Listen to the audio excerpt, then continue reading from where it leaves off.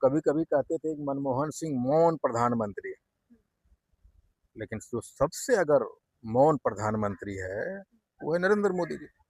वो मुक्त प्रधानमंत्री है, अपने से खाली बोलने में विश्वास करता है। वो थे मनमोहन सिंह कि कैमरों के सामने में लगातार आते थे, अपनी बात रखते थे, जवाब देते थे। तो डर गया ना फिर वो, तो नेपाल के हाल से डर गया है। इसके दो मतलब, ये तो डर गया कि नेपाल जैसा हालात होंगे। नेपाल नहीं बनने देंगे भारत को। हाँ, वही एक ही बात है ना। दूसरा चीज ये है कि उनको पहली बार ये एहसास हो गया ना बंदा को कि नेपाल जैसी स्थितियां जंजी में हो रही है, लेकिन तानाशाह चाहे जितना भी बड़ा क्यों ना हो, जनता उखाड़ फेंकती है और उसकी शुरुआत हैज हैपेंड स्टार्ट चाहता है। वो अपने खाने पे भी खाने से पहले डाउट करता है कि इसमें कुछ है कि नहीं। तो नरेंद्र यानी मोदी जी आपके कहने का मतलब है कि मोदी जी डरपोक बिल्कुल बिल्कुल डरपोक हैं, इसलिए तो आवाज को दबाना चाहते हैं। जिस तरीके से दिल्ली के जंतर मंतर पर छात्राओं को दौड़ा दौड़ा के मारा गया, लाठीचार्ज किया गया, ऐसा लगता है प्रशासन जो है बच्चों पर हावी हो चुका है। बीजेपी सरकार क्या चाहती है? हमारे साथ सहरसा के विधायक आईपी गुप्ता सर हैं, सर से बातचीत करेंगे। क्या कहना चाहेंगे सर इस पर?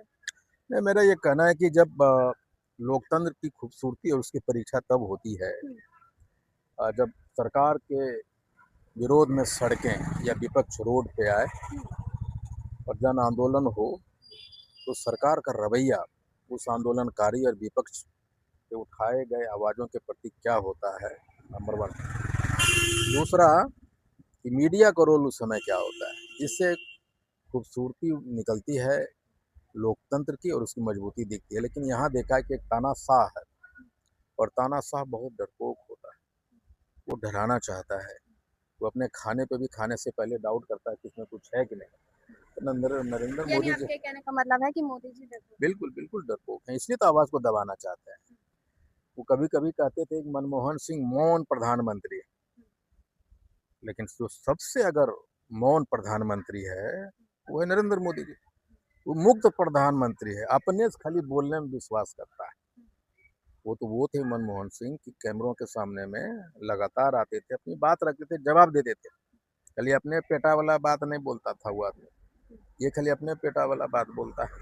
सर, जो बच्चे हैं संसद तक पहुंचने के बजाय मतलब हालांकि नहीं पहुंच पाए हैं और प्रशासन ने काफी जोर जबरदस्ती किया, लाठीचार्ज किया, और जो मोदी जी हैं संसद के दूसरे गेट से चोरी छुप के निकल गए। तो साहब पहली बार हुआ कि सारे गेट बंद कर दिया, 12 मिनट में निकल गए। अभी तो सारे लोगों को वहां से हटा दिया गया है, 144 पूरा दिल्ली में लगा दिया गया।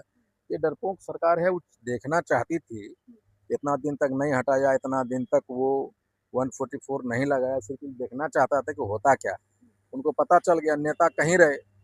उस बीच में जब दीपके ने अनशन तोड़ दिया वांगचुक साहब हॉस्पिटल में, उसके बावजूद भी ये लाखों बच्चे पहुंच गए, तो नेता कहीं रहो, जनता तो सड़क पे आज के डेट में है ना। सर, वहाँ लाखों की संख्या में लोग हैं और अभी भी जो है अनशन पर बैठे हुए हैं, अभी भी भूख हड़ताल कर रहे हैं, फिर भी जो है लाठीचार्ज रुक नहीं रहा है।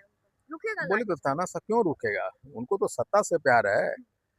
वो बच्चों से, देश से, उनके मुद्दे से कोई मतलब नहीं है। क्या लगता है धर्मेंद्र प्रधान, मतलब पहले तो बच्चे धर्मेंद्र प्रधान का इस्तीफा मांग रहे थे, अब जो है मोदी जी का भी इस्तीफा मांग रहे तो हैं। शुरू में मोदी जी से मांगना चाहिए, यही गलती हो गया। धर्मेंद्र प्रधान हो या कोई मंत्री हो, उनकी क्या हैसियत है।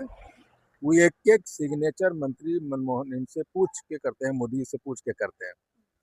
बेसिकली तो उनको देना चाहिए जिम्मेदारी लेने मोदी जी को, और मोदी जी का इस्तीफा मांगा जाना चाहिए। धर्मेंद्र को है, ये नहीं है धर्मेंद्र प्रधान जी। सर, इंडिया में डेमोक्रेसी नाम की कोई चीज है? वही तो मैं बोला ना कि डेमोक्रेसी की खात्मा 2014 से हो गया था, जब धीरे धीरे संवैधानिक गैर संवैधानिक सारे संस्थानों को उन्होंने अपने कब्जे में ले लिया। और ऊपर से वो आ गया भाजपा का होने वाला राष्ट्रीय अध्यक्ष ज्ञानेश कुमार, उन्होंने तो सारे हदें पार कर दी। और अभी सबसे बड़ी बात क्या हुआ कि एसआईआर से शुरुआत हुआ, सारे नाम काट दिए गए, उनका नाम राशन कार्ड से, प्रधानमंत्री आयुष्मान योजना से, पासपोर्ट से, हर जगह से काटे जा रहे हैं। ये कितना दुखद है। अब आप लोगों को पता चलेगा कि मोदी जी 5 किलो अनाज देके कने कने से हाथा घुसा के पैसवा निकाल रहा है उसके पॉकेट से। सर कह रहे हैं कि जो लोग वहाँ पे प्रदर्शन कर रहे हैं वो लोग नेपाल वाला हाल ना कर दें, इसलिए हम लोग ऐसा कर रहे हैं। तो डर गया ना फिर वो, तो नेपाल के हाल से डर गया है। इसके दो मतलब ये तो डर गया कि नेपाल जैसे हालात होंगे। नेपाल नहीं बनने देंगे भारत को। हाँ, वही एक ही बात है ना। दूसरा चीज़ ये है कि उनको पहली बार ये एहसास हो गया ना बंदा को कि नेपाल जैसी स्थितियाँ जेनजी में हो रही है, लेकिन तानाशाह चाहे जितना भी बड़ा क्यों ना हो, जनता उखाड़ फेंकती है और उसकी शुरुआत हैज हैपेंड स्टार्ट दिख गया था, ये कद्रू दिख गया। दिख गया। जो दबा हुआ था ना, अब ये हुआ कि मोदी के डर से जो डर था ना उसका, वो निकल गया।